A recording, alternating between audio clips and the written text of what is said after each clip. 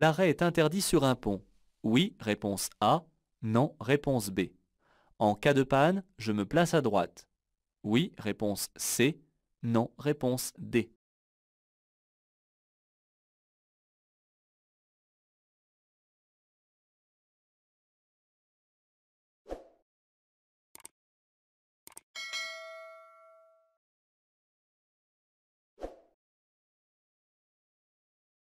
L'arrêt et le stationnement sont interdits sur un pont.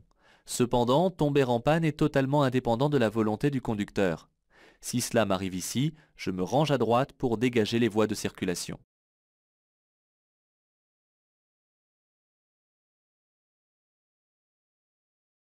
Ce panneau indique une aire piétonne, réponse A. Une zone de rencontre, réponse B. Une zone 30, réponse C.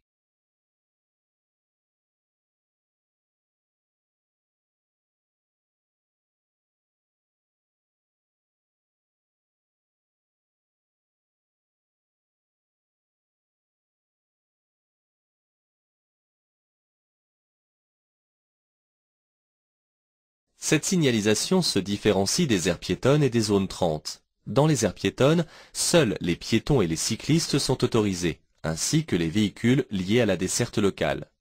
Ils doivent alors circuler au pas. Dans les zones 30, on peut trouver tous les types d'usagers, et la vitesse des véhicules est limitée à 30 km/h.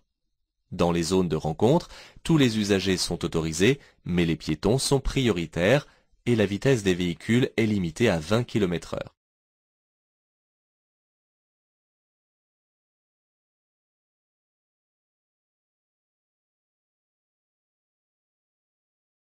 Ce dispositif sanctionne automatiquement. Oui, réponse A. Non, réponse B. Seuls les usagers de la voie de droite peuvent être sanctionnés. Oui, réponse C. Non, réponse D.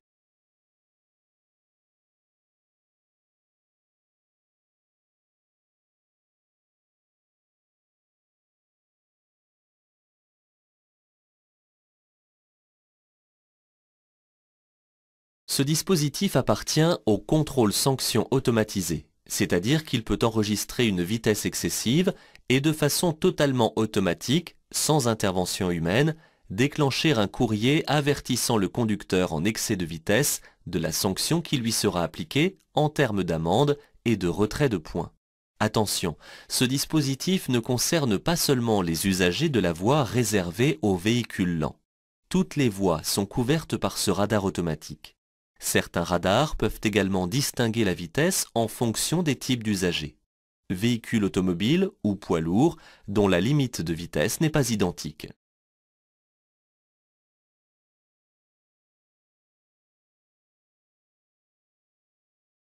Dans cette rue à sens unique, tous les véhicules sont en stationnement régulier. Oui, réponse A.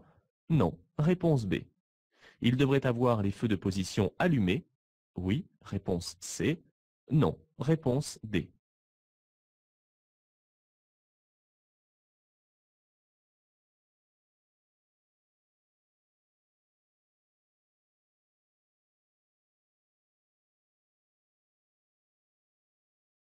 En ce sens unique, les véhicules peuvent stationner de chaque côté. Cependant, à droite, le véhicule blanc stationne devant une entrée de garage au niveau de l'interruption de la ligne. Il n'est pas nécessaire ici d'allumer les feux de position car les emplacements sont délimités et il existe un éclairage public.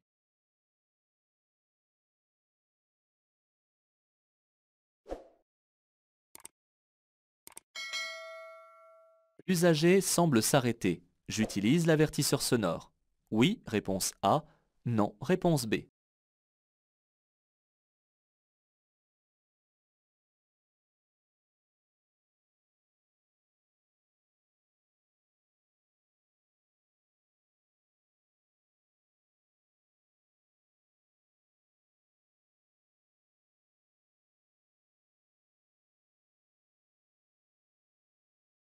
En agglomération, l'usage de l'avertisseur sonore est interdit, sauf cas de danger immédiat. dans cette situation, ce n'est pas le cas. En effet, même si le conducteur du véhicule blanc s'est trop avancé, il attend et j'ai largement la place de passer dans cette rue à sens unique.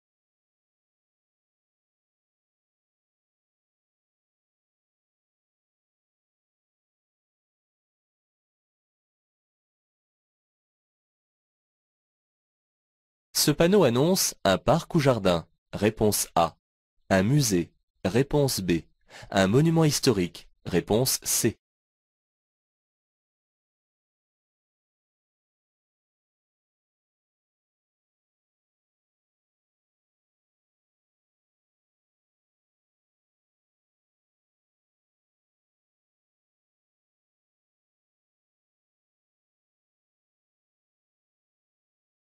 Cet idéogramme représente un parc ou jardin ayant reçu le label Jardin remarquable, label octroyé par le ministère de la Culture.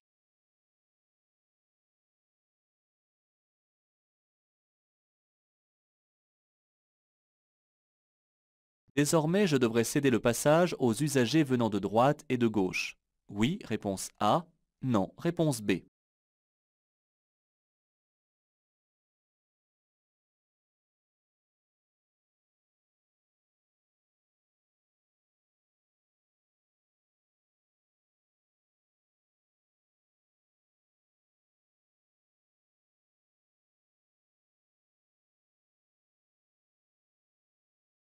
Ce panneau indique qu'en quittant cette autoroute, je ne devrais plus appliquer les règles de circulation particulières qui étaient établies. Cependant, il n'indique pas les règles de priorité à appliquer aux prochaines intersections.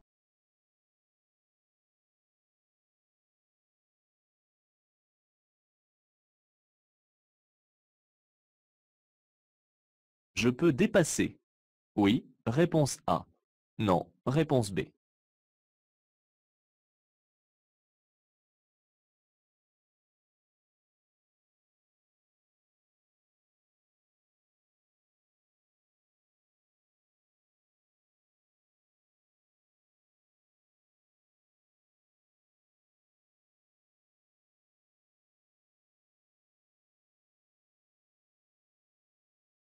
Il faudrait vraiment ne pas voir et prendre en compte le fait que la voie de gauche est momentanément supprimée à cause de travaux.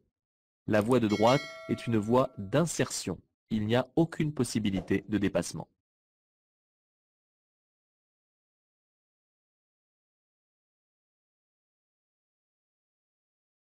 'J'entre dans une zone de rencontre. Oui, réponse A. Non, réponse B. Je peux circuler ici à 30 km/h. Oui, réponse C. Non, réponse D.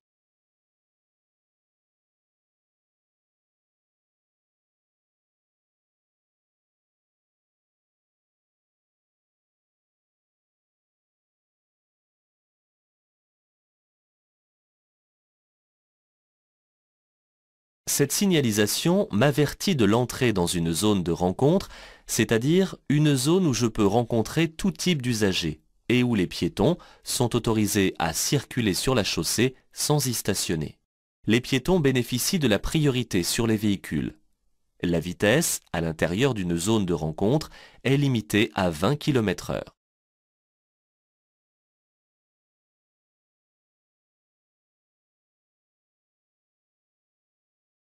150 mètres, il sera interdit de s'arrêter. Oui, réponse A. Non, réponse B.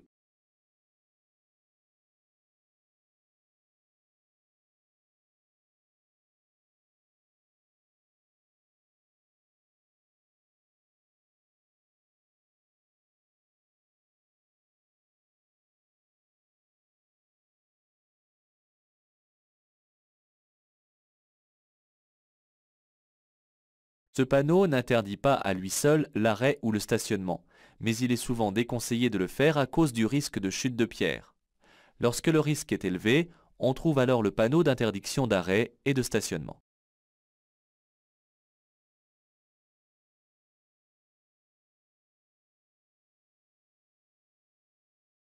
Je circule sur une route à caractère prioritaire. Oui, réponse A. Non, réponse B. On me cédera le passage sur 5 km. Oui, réponse C. Non, réponse D.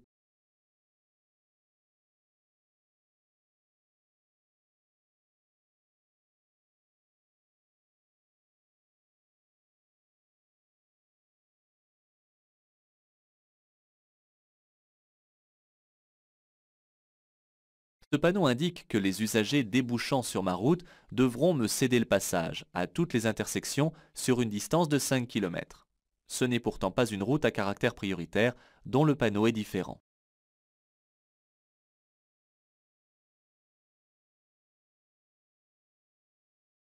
Après ce panneau, je peux éventuellement rencontrer des nids de poules.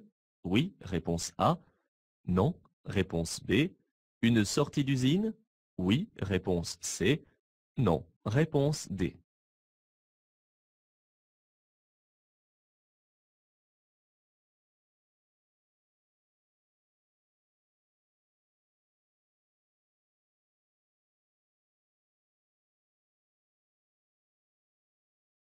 Ce panneau informe d'un danger à 150 mètres. En l'absence de panonceau précisant la nature du danger, je peux éventuellement rencontrer des nids de poules ou encore une sortie d'usine. En général, le risque est précisé sur un panonceau.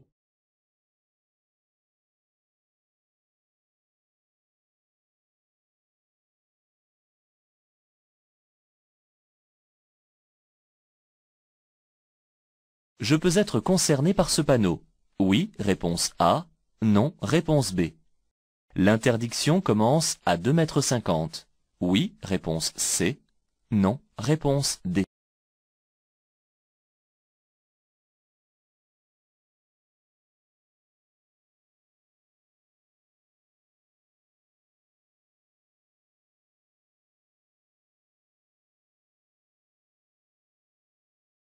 Le panneau interdit de tourner à droite à la prochaine intersection pour tous les véhicules dont la hauteur, chargement compris, excède 2,50 m. Je peux donc être concerné si je circule avec un chargement sur le toit de ma voiture. Le panonceau précise une hauteur de 2,50 m et non une distance.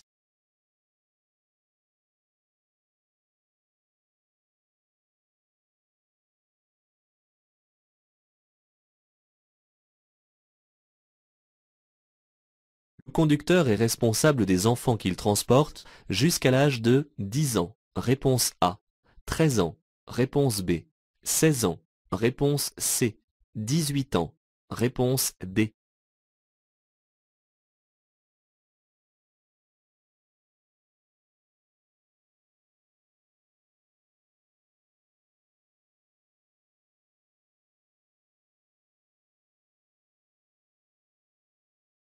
Les enfants doivent être installés dans des sièges ou des rehausseurs, adaptés à leur taille.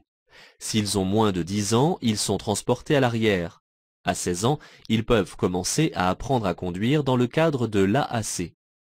Le conducteur est responsable des enfants jusqu'à ce qu'ils atteignent 18 ans. Il vérifie donc qu'ils sont bien attachés.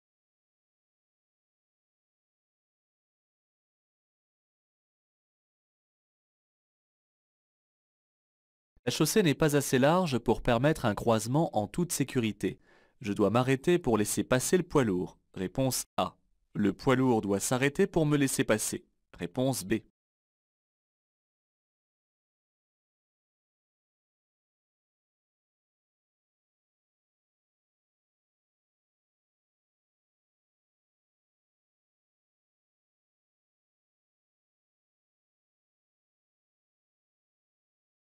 Lorsque la chaussée n'est pas assez large pour permettre un croisement en toute sécurité, les conducteurs des véhicules de plus de 7 mètres de longueur, remorques comprises, ou de plus de 2 mètres de largeur, doivent réduire leur vitesse et, au besoin, s'arrêter pour laisser passer les véhicules de dimensions inférieures. Attention, cette règle ne s'applique pas aux transports en commun circulant en agglomération.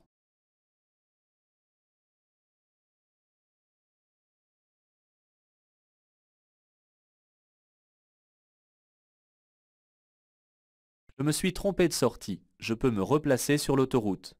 Oui, réponse A. Non, réponse B.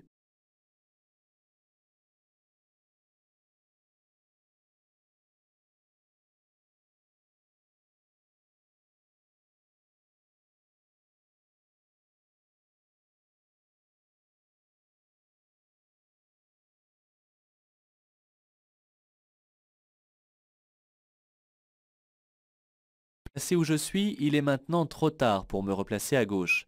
En effet, j'ai déjà commencé à ralentir et ma vitesse est donc trop réduite par rapport à celle des usagers circulant sur l'autoroute. Je dois continuer et revenir sur cette autoroute par la prochaine bretelle d'accès.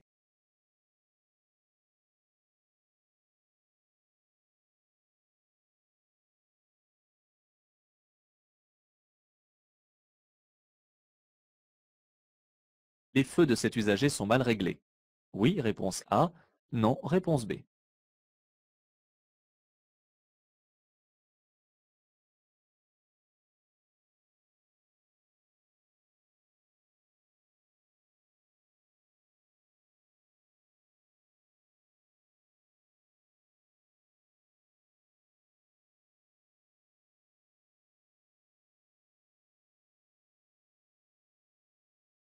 Les feux de cet usager sont mal réglés.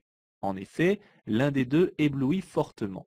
Il est recommandé de faire vérifier le réglage au moins une fois par an lors d'une visite technique au garage ou lors des campagnes organisées par des associations de prévention.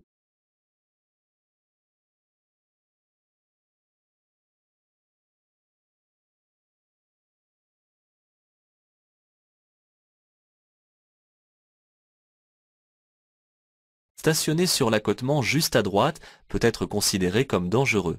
Oui, réponse A. Non, réponse B.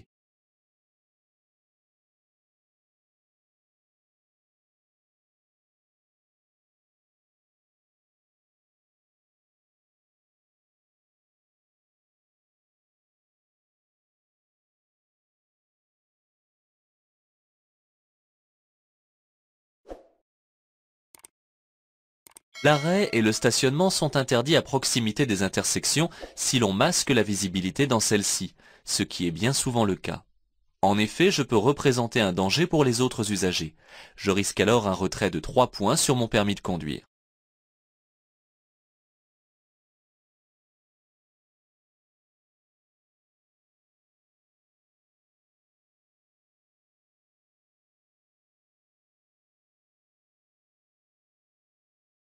Le stationnement est réglementé par alternance semi-mensuelle. Oui, réponse A. Non, réponse B. Par disque. Oui, réponse C. Non, réponse D.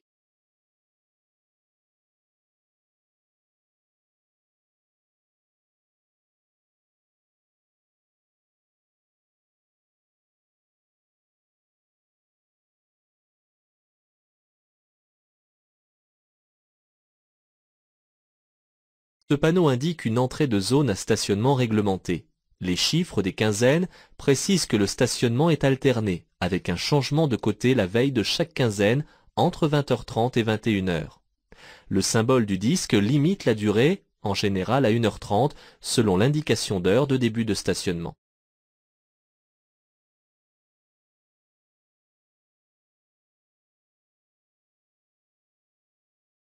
La signalisation indique une bifurcation. Oui, réponse A. Non, réponse B. Une sortie. Oui, réponse C.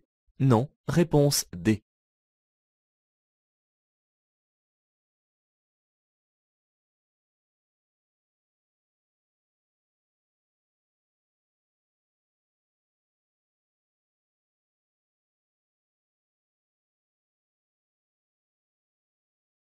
La signalisation de direction indique que la voie sur laquelle je circule bifurque de l'autoroute pour rejoindre une autre autoroute.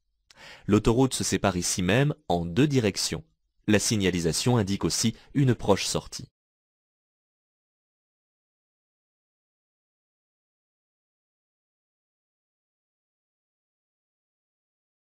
L'arrêt et le stationnement sont interdits sur la bande séparatrice des chaussées.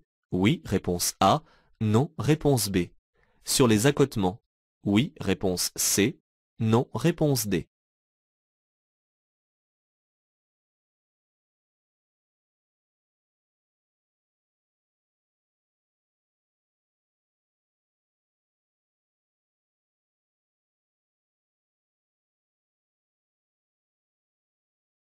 Sur les voies rapides et sur les autoroutes, l'arrêt et le stationnement sont interdits en dehors des aires de repos signalées par panneau. Celles-ci sont distantes d'une dizaine de minutes au plus, ce qui laisse le choix.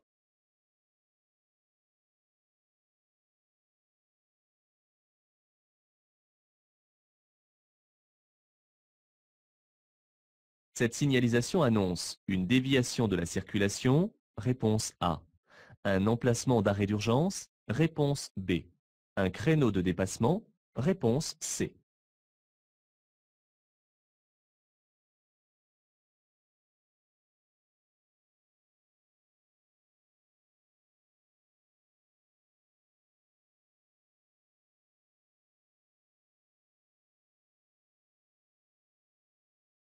Ce panneau indique un refuge pour un arrêt d'urgence. Il est aménagé sur les accotements où la bande d'arrêt d'urgence n'est pas assez large ou inexistante.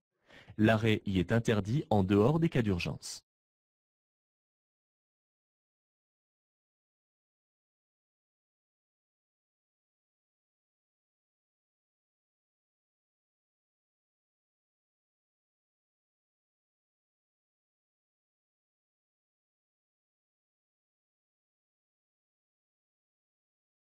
Je tracte une caravane. À l'endroit annoncé par la signalisation, je trouverai un point d'information touristique. Réponse A. Je pourrais faire une pause. Réponse B. Je pourrais m'arrêter plusieurs jours. Réponse C. Je trouverai une station de lavage. Réponse D.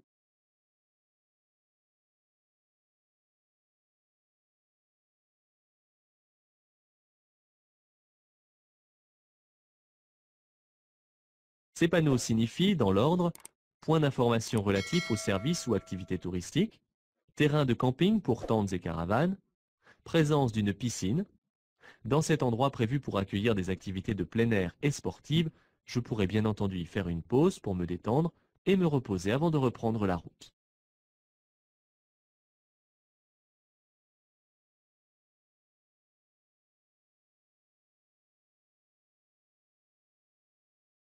Si j'arrive le premier sur le lieu d'un accident corporel, je dois, dans l'ordre, alerter, protéger et secourir. Réponse A. Protéger, alerter et secourir. Réponse B.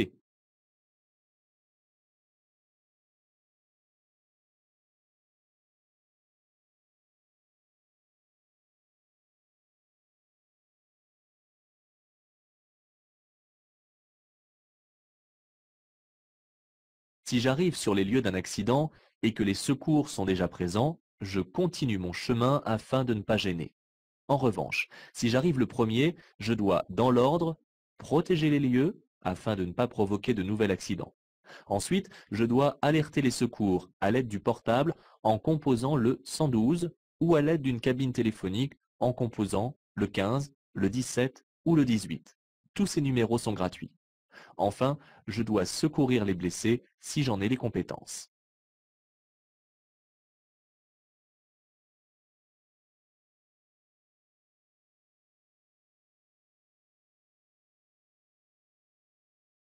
Un convoi exceptionnel est prioritaire. Oui, réponse A. Non, réponse B. Si possible, je lui facilite le passage. Oui, réponse C. Non, réponse D.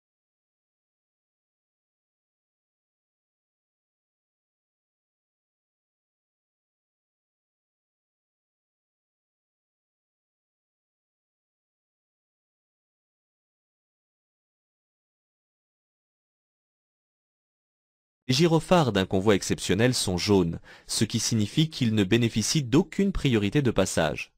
Je dois cependant prêter toute mon attention en sa présence et si besoin lui faciliter le passage lors d'un croisement par exemple, en serrant à droite.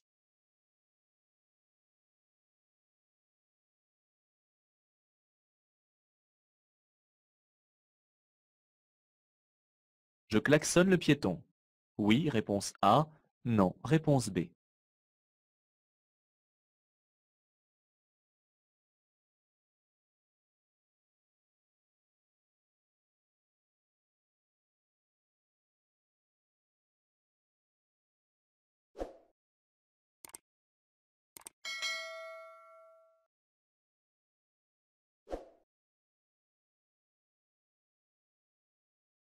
Le piéton empiète sur la chaussée.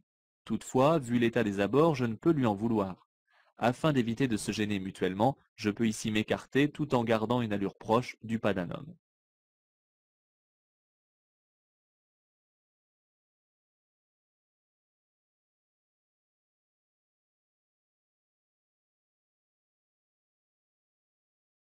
La responsabilité civile lors d'un accident est une assurance qui couvre mes dommages matériels. Oui, réponse A. Non, réponse B. Mes dommages corporels. Oui, réponse C. Non, réponse D.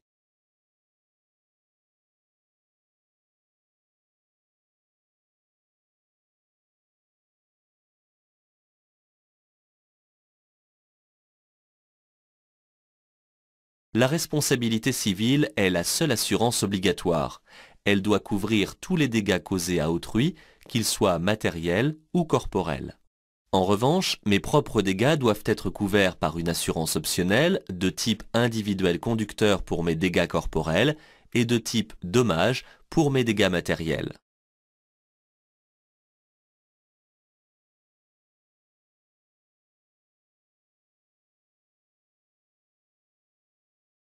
Je dois remplacer le fusible défectueux par un fusible de même ampérage. Oui, réponse A. Non, réponse B. De même couleur. Oui, réponse C. Non, réponse D.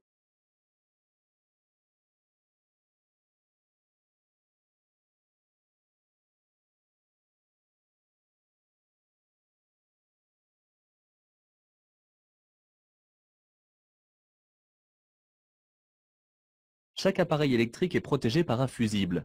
Quand un fusible est défectueux, il faut le changer, mais pas avec n'importe lequel. En effet, il faut le remplacer par un fusible de même intensité ou de même couleur, car chaque ampérage est défini par une couleur. Si l'on ne respecte pas ce montage, l'appareil électrique correspondant pourrait être endommagé.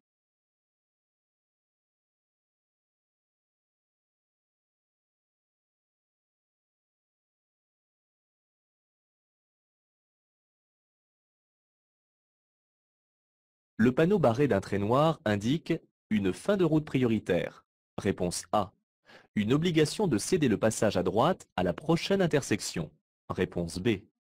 Une obligation de marquer l'arrêt au stop à la prochaine intersection. Réponse C.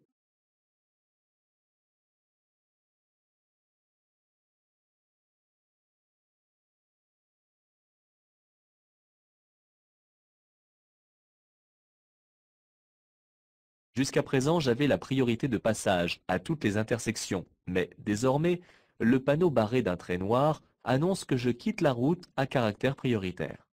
Ici, rien ne m'indique quelle sera la règle de passage à appliquer à la prochaine intersection. Je dois donc être très attentif à la signalisation relative aux règles de priorité. Et en cas d'absence de signalisation, je devrais alors céder le passage aux usagers venant de droite.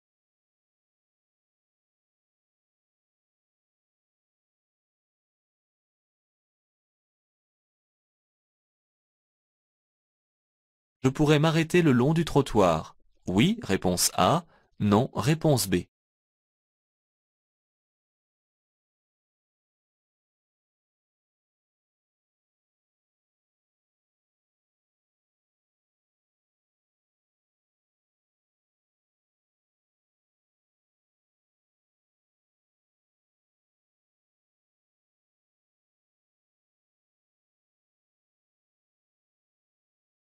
La ligne jaune au sol interdit l'arrêt le long du trottoir, puisqu'à elle seule, elle vaut le panneau d'arrêt interdit. Le panneau invisible est implanté pour réguler le stationnement sur la place de l'église.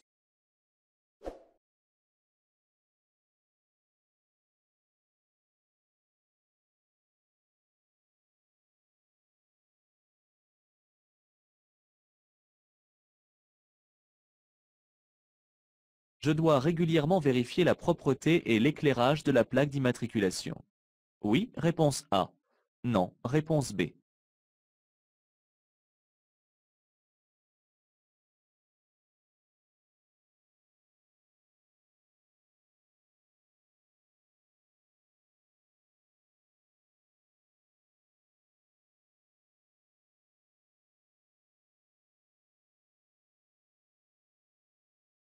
La plaque d'immatriculation arrière doit, de jour comme de nuit, être lisible à 20 mètres au moins. Je dois en permanence veiller à sa propreté et au bon fonctionnement de son éclairage.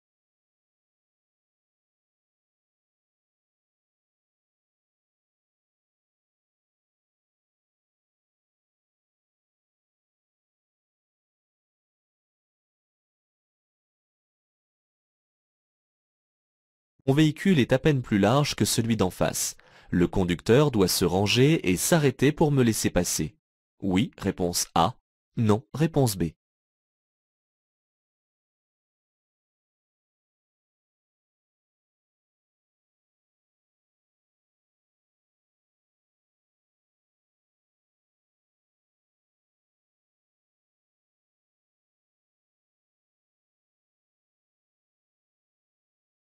Il n'existe pas de règle de passage sur une route étroite entre deux véhicules de même type, en dehors de la règle du croisement en montagne.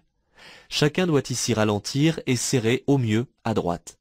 C'est la courtoisie et l'intelligence qui doivent ici guider les deux conducteurs, afin que celui qui est le plus à même de manœuvrer permette à l'autre de passer.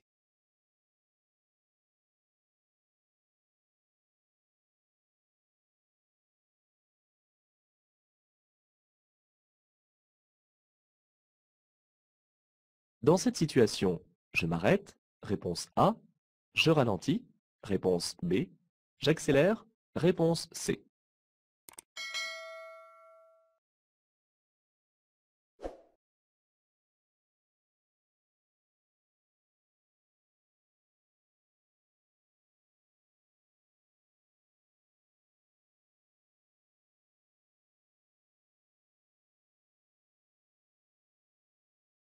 D'une manière générale, je dois toujours ralentir en abordant une intersection.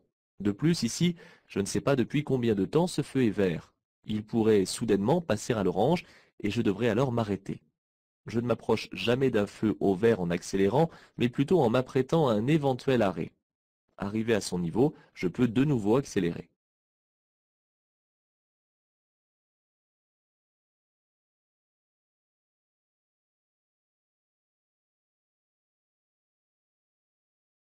J'entre dans une zone de rencontre. Oui, réponse A. Non, réponse B. La circulation des motocyclettes est interdite. Oui, réponse C. Non, réponse D.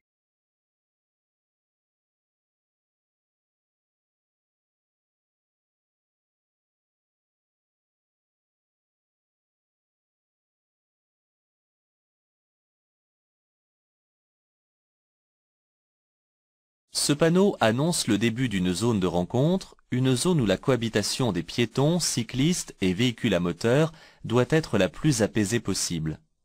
Les véhicules à moteur sont limités à 20 km/h et les piétons et cyclistes sont prioritaires, notamment parce que les piétons sont autorisés dans ces zones à circuler sur la chaussée. Tous les véhicules sont cependant autorisés à circuler à l'intérieur d'une zone de rencontre, même les motocyclettes ou les camions.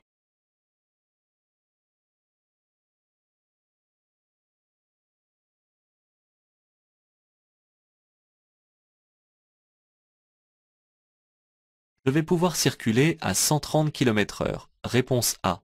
À 110 km/h. Réponse B. À 100 km/h. Réponse C. À 90 km/h. Réponse D.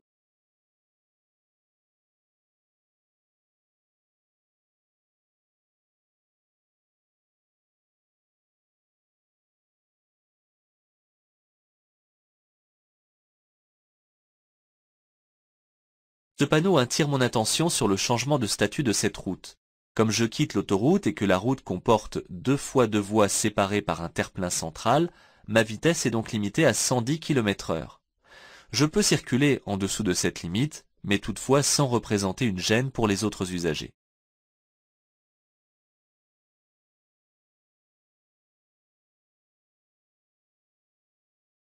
L'accès de cette route est interdit aux cyclomoteurs. Réponse A. Aux piétons. Réponse B. Aux véhicules de 1,80 m de hauteur. Réponse C.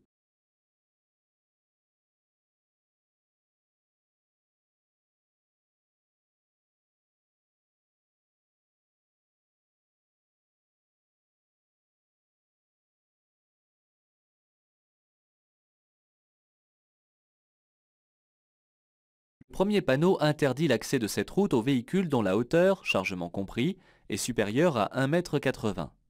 Le deuxième panneau interdit l'accès aux piétons.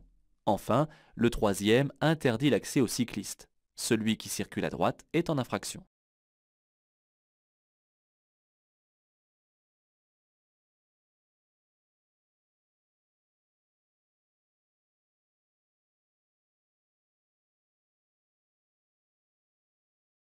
Je cède le passage. Réponse A.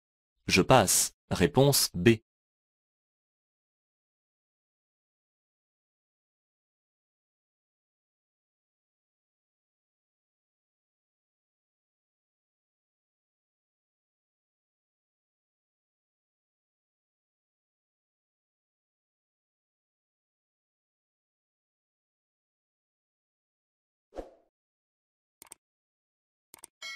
Cette voiture arrive sur ma droite. La présence d'un bateau de trottoir laisse à penser qu'il ne s'agit pas d'une intersection, mais plutôt d'une sortie privée. Le conducteur doit me laisser passer.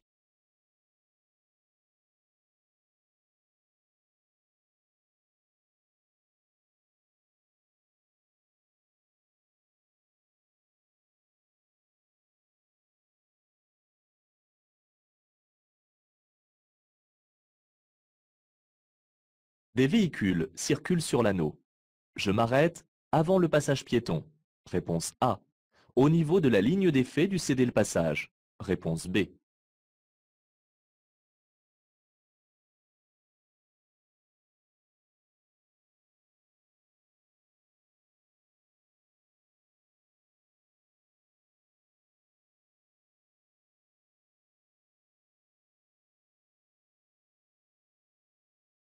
Je dois m'arrêter avant le passage piéton si des personnes sont engagées dans la traversée de la chaussée. Si ce n'est pas le cas, afin de laisser passer les véhicules qui circulent sur l'anneau, je vais m'arrêter au niveau de la ligne d'effet du céder le passage.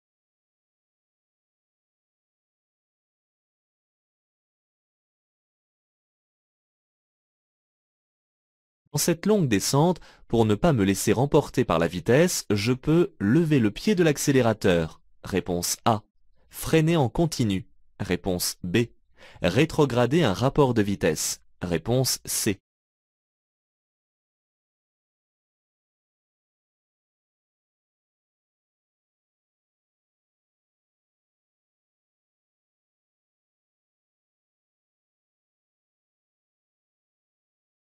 Dans cette longue descente, pour respecter les limitations de vitesse sans me laisser remporter, je peux ralentir en levant seulement le pied de l'accélérateur et, si nécessaire, utiliser le frein moteur en utilisant un rapport de vitesse inférieur.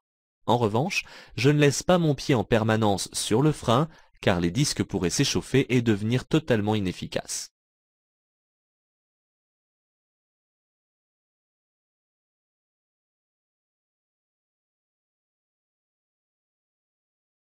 Dans ce parc, la circulation est interdite à tous les véhicules. Oui, réponse A. Non, réponse B.